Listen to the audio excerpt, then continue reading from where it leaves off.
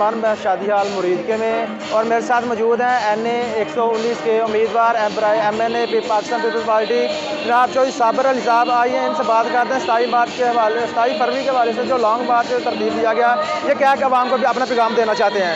جی السلام علیکم. جی چودھری صاحب، 27 فروری کو جو لانگ مارچ کیا جا رہا ہے، آپ عوام کو کیا پیغام دینا چاہتے ہیں؟ جی عوام کو صاف صاف پیغام ہے. عوام خود بھی اس بات کو سمجھ چکی ہے کہ ابھی بلاول بھٹو کا ساتھ دینا پڑے گا، کیونکہ اس نے بڑی جرأت اور بہادری کے ساتھ فیصلہ کیا ہے کہ اپنے عوام کے ساتھ کھڑا ہونا ہے اور اپنے عوام کو اس نیازی حکومت کے ساتھ اب طبلِ جنگ لڑنا پڑے گا اور عوام کے ساتھ کھڑا ہونے پڑے گا.